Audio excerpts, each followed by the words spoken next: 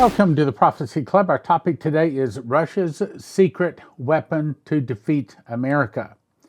Leslie and I are going to minister in Honduras, and we appreciate your prayers. And also, we're going to be cutting two 2.5-hour recordings into daily programs while we're gone. The first one is Russia's secret weapon to defeat America. In my opinion, out of the 300 DVDs we have made over a 25-year period, this is one of my favorite. It's one of the best, and you'll be glad we put it up. So Bill reveals technology that the Russians have that can knock out anything on the land, on the sea, under the sea, or in the air, any place on the globe with little to no trace of who did it. Scalar wave renders all conventional weapons of war obsolete against the Soviet energetics weapons.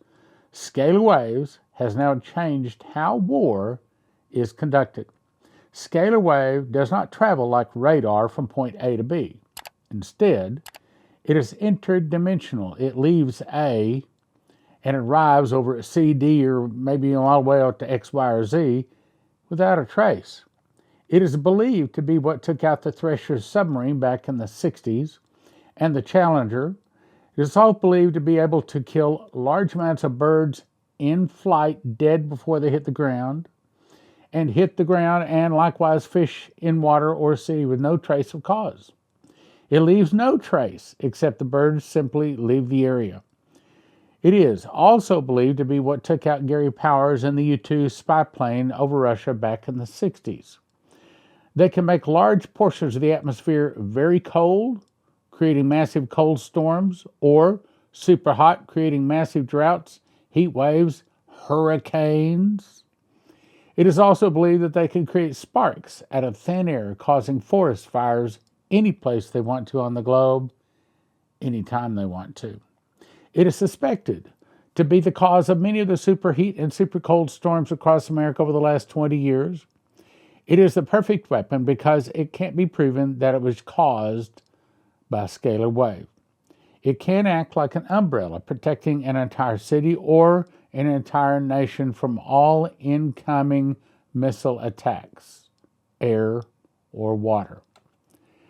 And you can watch the whole thing, plus some 300 others similar to it, at watchprophecyclub.com. Each one of them are about 2.5 hours each, over 300 of them there. $20 a month is all, $200 a year. Unsubscribe anytime you want to. Go to watchprophecyclub.com. Now, unfortunately, I need to say that Prophecy Club is in a bit of a pinch. And if God has blessed you, and you believe in Prophecy Club, believe in Warning America, if you can help us, now would be a really, really good time. If you're out and about and all of a sudden you need gasoline, you need food, and the credit cards aren't working, they aren't taking dollars, then one of the best things to have is right here. It's a prepper bar. Each one of these is a little bit bigger than a credit card. It'll fit in your purse or your billfold, and it breaks into various pieces. So you could give them part instead of maybe more silver, more gold than you need to. Carry it right in your billfold or your purse. This particular one is 5 bars. You don't necessarily need to carry 5 bars with you, but you call 844-771-1776 or prophecyclubbar.com. prophecyclubbar.com. 844-771-1776. These ideas have been out there, but this guy was regarded as a heretic. And so was the next gentleman we're going to mention. I've already mentioned his name, Nikola Tesla. This man was probably one of the greatest scientists of the 20th century and also one of the very least appreciated.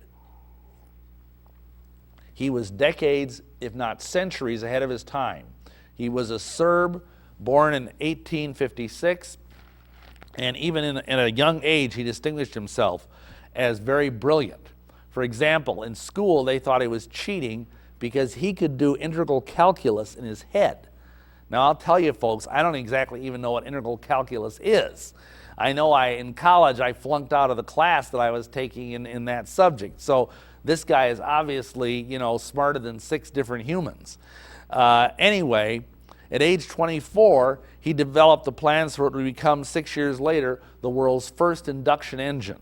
That's a technological advance that would change the world of electricity. He also came up with the idea for an AC, or alternating current motor. Nowadays, basically everything that almost everybody uses is AC current. This guy was decades ahead of his time. He had discovered and was using a new type of electrical wave. He repeatedly stated that his waves were non-Hertzian and his wireless transmissions did not fall off as a square of the distance. Now, what does that mean? Well, what it means is that, like, if you're driving in your car and you're listening to the Prophecy Club on your favorite Christian station, okay, and if you're driving away from the radio station, what happens? You start losing the signal. You start getting static, and then finally there's nothing left. That's because regular radio waves fall off as the square of the distance. His waves don't do that. His discovery was apparently so fundamental, and his intent to provide free energy to all mankind was so clear that it was responsible for the withdrawal of his financial backing, his deliberate isolation, and the gradual removal of his name from all of the history books. So in other words, this guy went down the memory hole because his great dream, he had two great dreams. One was to produce free electricity for everyone. He arrived in 1928 in New York City. He had only 4 cents in his pocket and some of his mathematical equations. He also had a letter of introduction that would enable him to meet the master of electricity, Thomas Alva Edison. I tell you, I would have liked to have been in that meeting. I would have liked to have been a fly on the wall. But anyway, when he met with Edison, he tried to convince him to use AC power. Now, Edison was running on DC current, and he saw AC power as a competition. DC means direct current. So Edison did what everybody did in this situation. He hired the guy hoping to co-opt him. Well, that didn't work. Tesla was too noble for that. And Tesla soon resigned from Edison's company and eventually managed to get financing to start his own. He then developed the principles for AC power generation and transmission that are now used all over the world. Fortunately, I'm sure many of you have Westinghouse appliances, something like that. The guy who started that company, George Westinghouse, believed in Tesla and helped financing him. Here, for example, is a photo of Tesla. He's a gentleman on your right, explaining his model of a rotating magnetic field to Westinghouse engineers. Here's the deal. Finally, with Westinghouse's help, Tesla built his power station in Niagara Falls. But Edison wasn't going to let this happen. And so he used dirty tricks, he used marketing wars, he used everything he could to try and destroy Tesla and Westinghouse's work. And at the same time, in comes J.P. Morgan. Now, J.P. Morgan was the consummate bankster of his generation. This guy was like the most powerful man in America, economically and politically. And he's the guy who helped put together the Federal Reserve, by the way. Just so you know, he was kind of a skunk. And anyway, he weighed in with Edison and joined forces with Edison, and they just started to squeeze Westinghouse. And in order to save Westinghouse, Tesla graciously gave up his rights and all of his royalties to the inventions that he achieved under Westinghouse and backed out of the company. So that's the kind of guy he was. He was very altruistic, very generous, very noble. Some people would say very stupid, but he was very smart about electricity. Look at some of the stuff he achieved. He developed neon and fluorescent lights. He explored high-frequency electricity. In 1891, he patented the Tesla coil, which is really now the only thing you'll ever read about in history books about Tesla, is that he invented the Tesla coil. And that was probably the least of his achievements. In 1890, he developed short-range wireless power. And he was on his way to building the radio. He had developed the ability to send out radio waves, and he was about to test those waves with transmission 50 miles away to West Point, New York. Unfortunately, there was a mysterious building fire, and it destroyed his work, and that really slowed him down. And so along comes Guglielmo Marconi, who instead got to the patent office first, and he is the one who's credited in the history books with inventing the radio. He came up with more amazing inventions. In 1898, he came up with the world's first remote-controlled boat. It was equipped with what he called a borrowed mind, and that was the birth of robotics. He worked to develop broadcast power through the air. In other words, just in the last 10 or 15 years, we've gotten to the point that we can send, like we can have wireless mics and wireless other things, and now we even have wireless internet connections. Well, he was doing that a century ago. In public, Tesla speculated about ways to use electricity to control the weather. And this is where we start moving into the scalar dimension. He also believed one could draw energy from the earth itself to achieve virtually infinite electrical power. And his dream was to have a little box, not much bigger than a bread box, you could put in any house in America, and that would draw power from the earth and give every home in America free electricity. He said this to J.P. Morgan: when wireless is fully applied, the earth will be converted into a huge brain capable of response in every one of its parts. No wonder J.P. Morgan was scared of him. During World War I, Tesla conceived what would become radar, but could not get the financing to develop it because all of these people were telling everyone he was a nut. He also warned about what would become V-2 rockets and guided missiles. In 1931, Tesla told the press he was on the way to developing an entirely new source of energy from a new and unexpected source. 1934 New York Times headline: Tesla at 78 bears new death beam. The article reported that the new invention will send concentrated beams of particles through the free air of such tremendous energy that they will bring down a fleet of 10,000 enemy airplanes at a distance of 250 miles. Tesla stated the death beam would make war impossible by offering every country an invisible Chinese wall. That was his utter dream. He wanted to stop war because he'd seen what happened in his own homeland with war. And what he wanted to do is give every country this invisible shield that would prevent it from being invaded or attacked by enemy aircraft.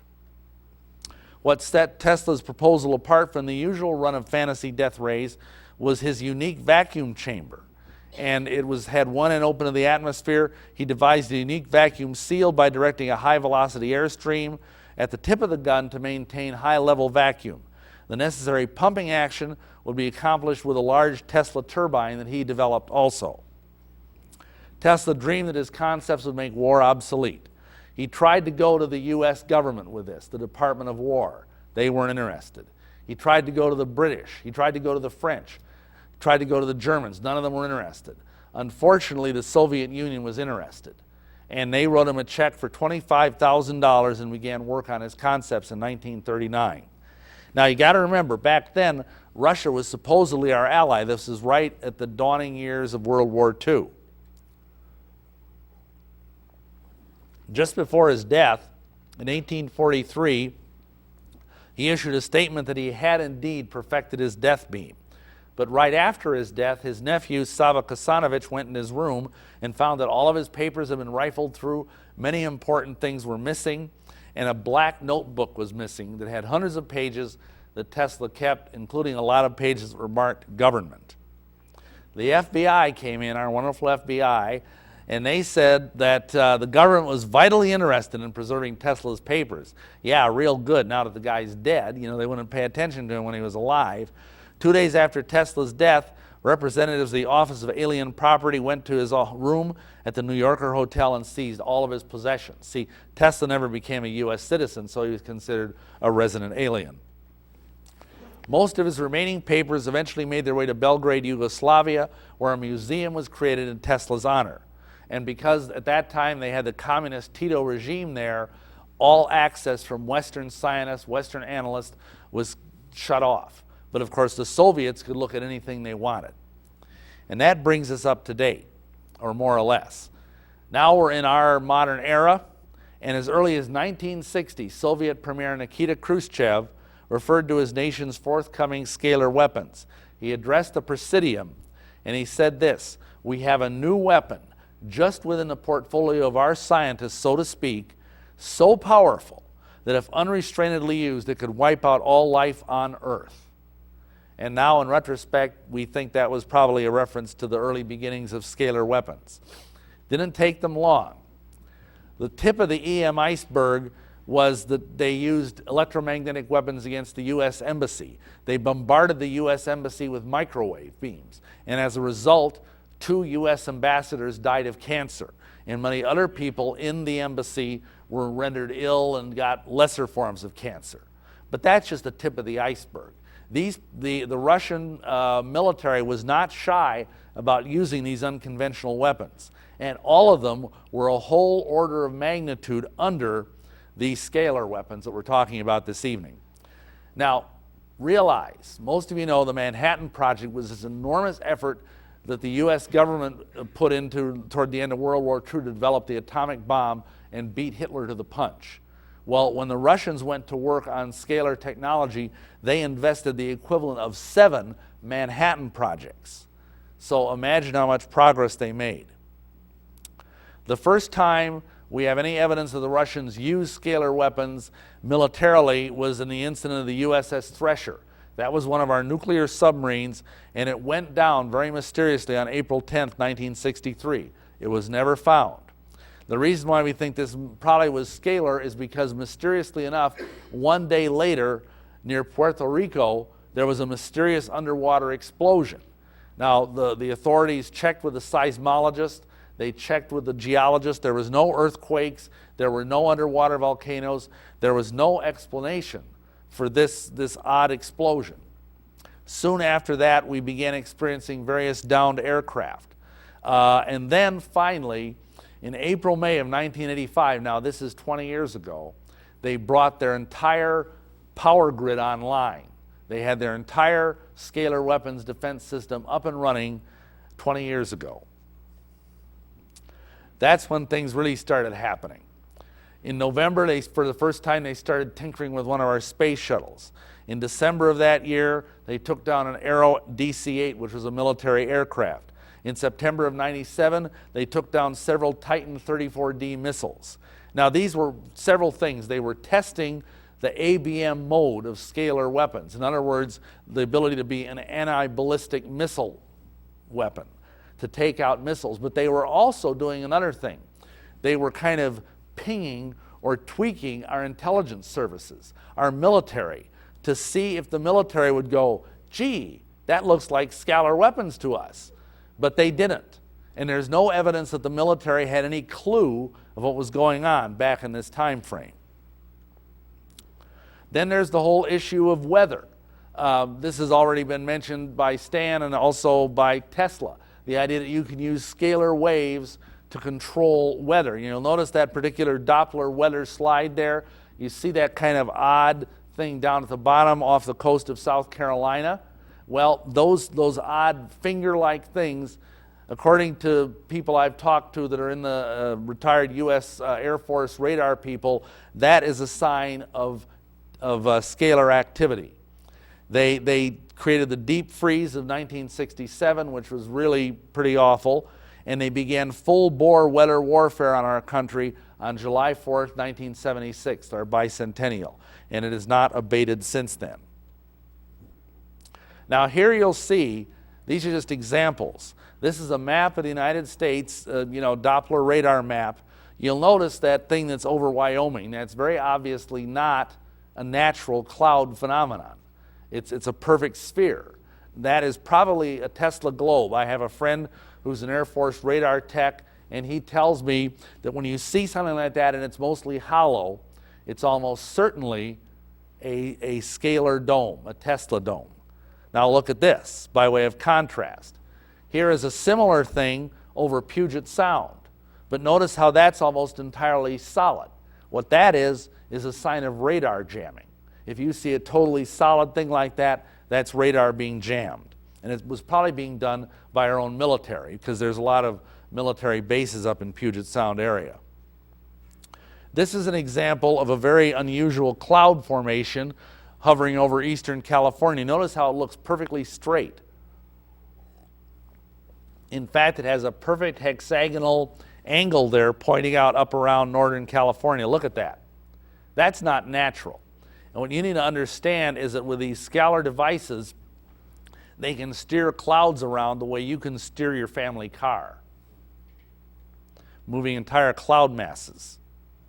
Now, this is exceptionally interesting because this particular slide, there should be a thing coming up of a burst over Alberta, and of a similar kind of Tesla globe. And what you're seeing there is actually the detonation of a Tesla globe that's bigger than the province of Alberta.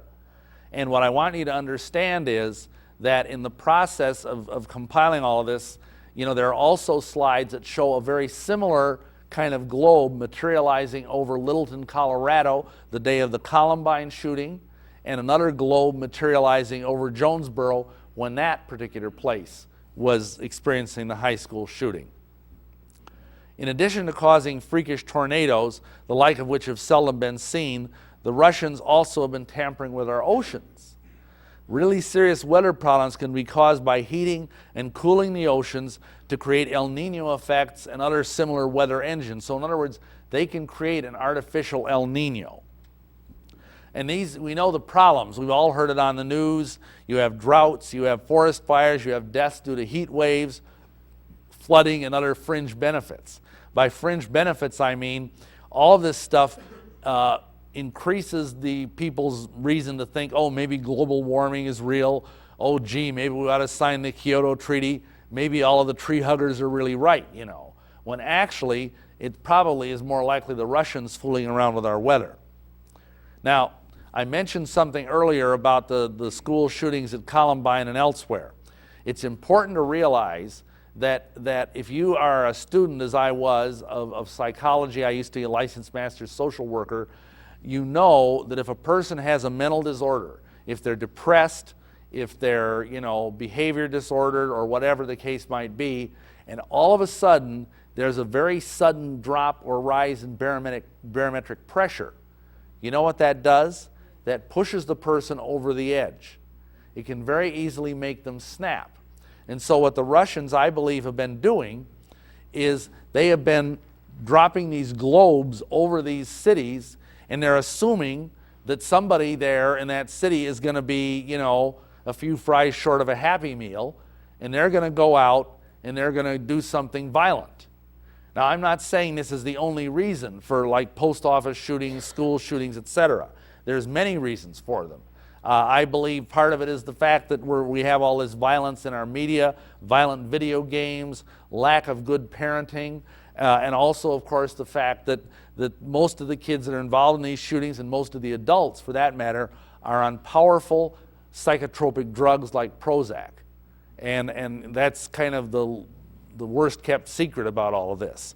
So all this stuff is used to advance the control of the gun control lobby, the drug lords, and I don't mean the ones in Colombia, folks. I mean Eli Lilly, I mean Pfizer, I mean Merck, and of course the psychiatric lobby.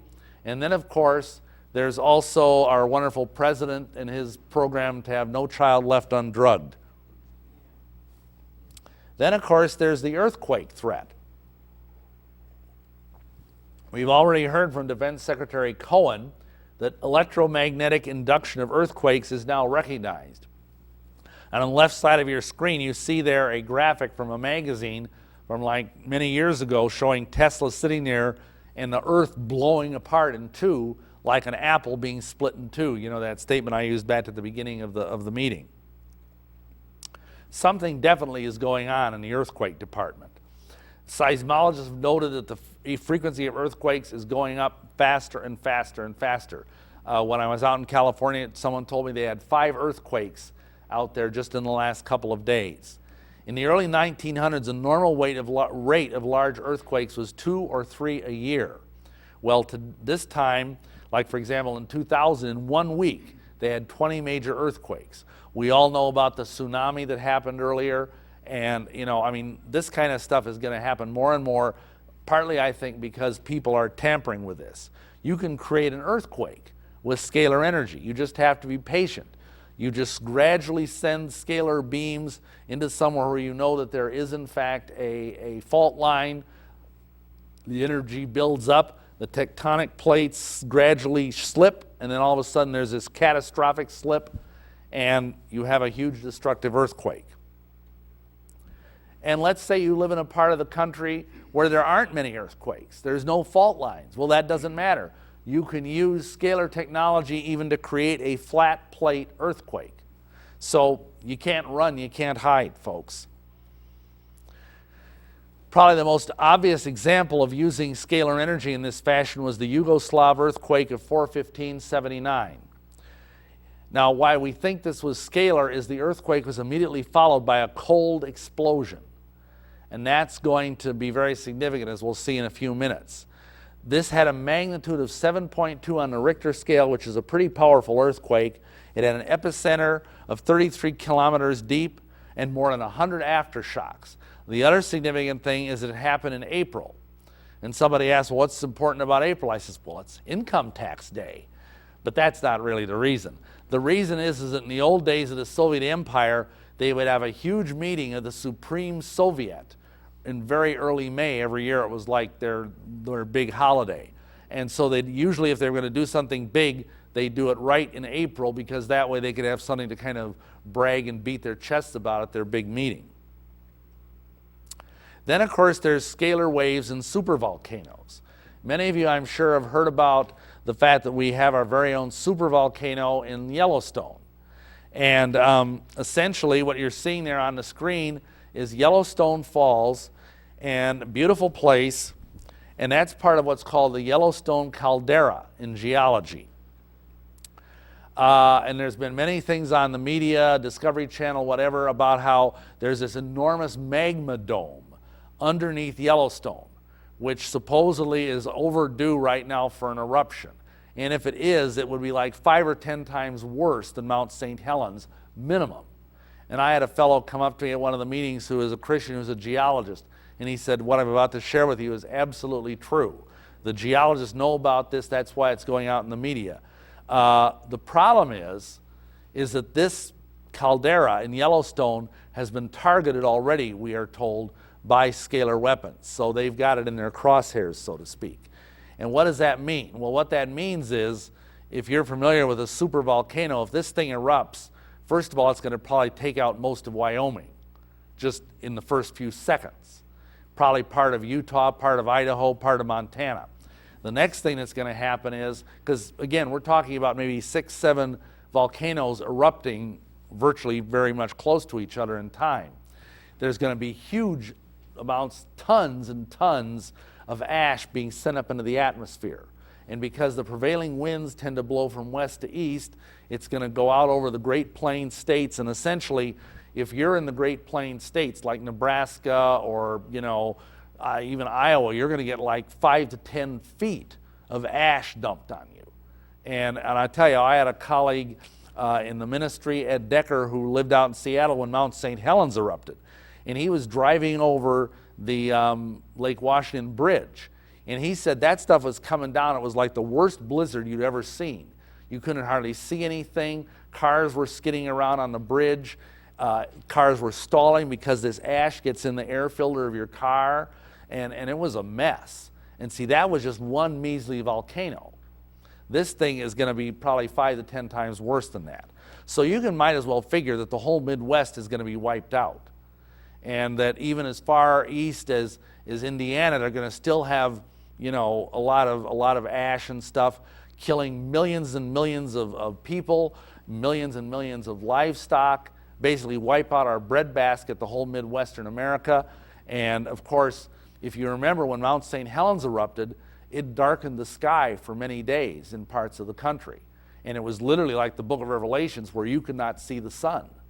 The sun was darkened and the moon looked red at night, because this stuff was up in the sky and it was actually changing the spectrograph of the atmosphere. So, this is one thing you've really got to pray about, folks, because whether or not the scalar waves hit it, supposedly this thing can go off at any time. Then we have the Challenger disaster. This is probably the most spectacular use of scalar weapons against a U.S. target to date. January 28, 1986. We all can remember it. That was the first time a space shuttle blew up. It was one of those catastrophic moments that seared in our memory. And there's every reason to believe that it was part indeed of a scalar attack. Why do we think that? Well, basically there's three reasons.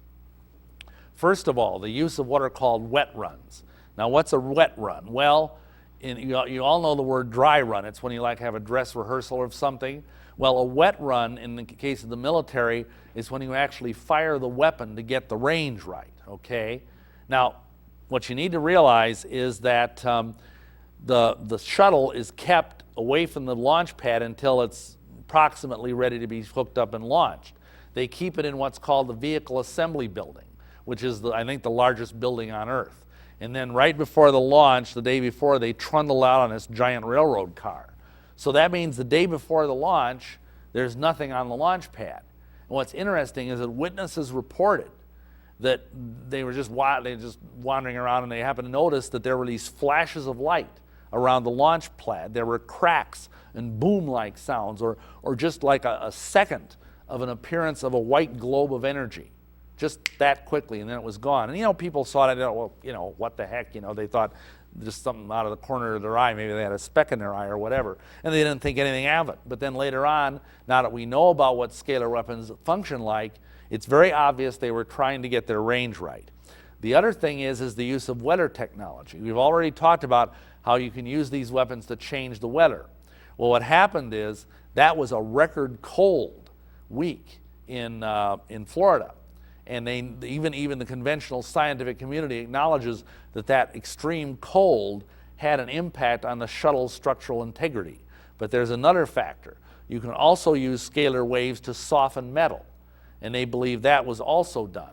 So it was like a 1-2 punch, and then the third punch is, of course, when the thing finally lifted off, they sent one of these globes at it, and they materialized it just I was talking about at the beginning of the program, and blew the thing to kingdom come. And we all know what happened. All hands on board were killed. Now, this stuff is so powerful, it even has residual after effects. And that's because in order to make this work, you have to have a grid laid down. And there is a grid that's somewhat bizarre in its function. It's called the Woodpecker grid. That's been laid over North America since 1976, and it's an energy grid. The Defense Department knows all about it. They can't do a darn thing about it. And when you fire a scalar weapon on this energy grid that's over North America, it causes resonance around the grid nearby. And that's called high-frequency localization signals. And what happened is that animals, those very small brains like birds, are affected by this scalar energy on this grid, and you'll notice there's no birds flying the day of the of the shuttle launch. Also, a few days after that, in the early part of February, nearby, I think it was in Alabama, a little bit away from the shuttle launch area, but it was still, again, resonating on the grid, there was this whole county where all the birds just suddenly dropped dead for no apparent reason. And the Department of Agriculture in the state had no idea why it happened. But it was like every bird and a lot of little rodents and things like that were found dead. No explanation, no viruses, no nothing. So that is, again, a sign that scalar weapons were fired. Now the question then becomes, why are the Soviets way ahead? Why did this happen? Well, part of it is the Soviets paid attention to Tesla, and we basically just ignored him. Also, the Soviets poured billions of dollars and billions of man-hours of research into this. We didn't. And there's a certain level of cultural arrogance on our part. Remember this quote from the beginning? Everything that can be invented has been invented. That's how a lot of scientists think. And as I've said, they just have their minds closed to this sort of reality. Our big mistakes, number one, were assuming the Russians were ignorant peasants. We used to make jokes about that, that, they're so dumb they make a phonograph record and it goes the wrong way around, or they make a refrigerator over in Russia and then you can use it to cook your dinner in. Well, maybe that's true. But you see, the problem over in Russia is that at that time it was a socialist state, and basically they could get away with making crummy stuff because that's all you had. There was no competition. And instead of spending their money making better Barbie dolls or better microwave ovens, they were spending their money developing scalar weapons. So that's why we had this idea that they were all ignorant peasants. Also, you as scientists arrogantly assume that we knew all the laws of physics, and we don't. It's a big universe out there, folks, and we don't even begin to understand it, and yet we think we do. We are also over-reliant on our huge nuclear arsenal. I mean, we have all of these nuclear weapons. You know, we have the triad base, you know, where you have one leg of the triad is our land-based missiles, one leg of the triad is our bomber wings, B-52 bombers, B-1 bombers in the air, 24 hours a day. And then, of course, we have the best part is our nuclear submarines, which can't be detected, so we think, and they're cruising around in international waters with payloads of dozens of nuclear warheads. And we're so confident in that. We put all of our eggs, so to speak, in the nuclear basket. What if someone came along with a weapon that could totally nullify that arsenal? Because I'll tell you right now, if our information is correct, all you would have to do if you were in Russia is flick a button, aim a certain thing a certain way, and you could wipe out every missile in America, make them all duds in the contiguous 48 states in about 5 seconds. And then where would we be? In our pride, in our technology, we forgot about Sputnik. Remember Sputnik, those of you that are old enough? I'll tell you, I can remember it. I mean, it was the first satellite in orbit, and we didn't do it. The Russians did it. And it was scary. I can remember, in fact, you know, seeing these big, huge headlines I mean, I went to Catholic school and nuns were all scared and everything because they kept thinking that, you know, the communists were going to come over and take over America and rape the nuns. You know, and we heard about that almost every day, and especially after this Sputnik thing happened. They were having us pray every day to protect America from the Russians coming over and invading and raping the nuns. And I had nightmares about this. It was so scary. And I didn't even know what rape was. I was only 8 years old. But it sounded scary, you know. And you know, they were thinking that the Soviets could rain down nuclear fire on us from space. And then the other thing we forgot, who put the first man in orbit? The Russians, Yuri Gagarin. We forgot that the Soviets almost won the space race, you know. So again, we were just so cocky and so self-confident we let this slip by, I'm afraid. What you've been watching here is us cutting a 2.5-hour DVD into 30-minute segments, but you can watch all of it at watchprophecyclub.com, where you can watch some 300 other DVDs, 2.5 hours each, $20 a month or $200 a year at watchprophecyclub.com, watchprophecyclub.com. And Prophecy Club is in a bit of a financial jam right now, so if you can help us, if God has blessed you, if you feel like Prophecy Club has blessed you, then we could really use your help. Thank you. Okay, the very best offer we have ever had of the Prophecy Club is 40 books for a gift of $100. That is How Pre-Trib Won, Tribulation Secrets in Daniel, God's Warnings to America, Miss the Mark, and The Secret Door to Understand Bible Prophecy. I'll explain. As I've said many times, in 2017, I memorized the book of Revelation. I got 30 revelations, 2 visions, and an audible voice. God showed me a secret door, the word first fruits, which is found in Leviticus and also Revelation, that links the feasts to the prophecies of Revelation. And perhaps for the first time, Revelation can be understood. One prophetic word said, there's a lock. I put over a word in the book of Revelation. I'm going to open it to you.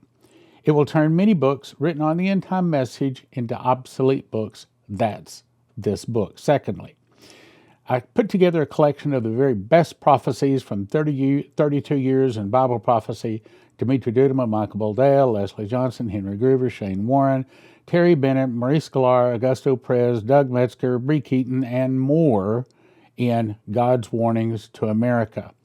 Also, how do you talk to people about the mark of the beast, especially if they worship another god? Well, simple way is give them this book. It's a quick read, takes about 3 hours to read it, but if they'll read 2 or 3 pages, they'll probably read the book, and if they read the book, they will never take the mark of the beast.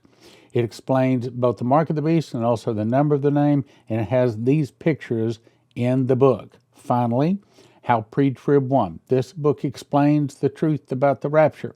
It gives 4 foundations for the real truth about the rapture. It also answers 25 pre-trib questions 1 for $20, each one of these typically, but don't do that.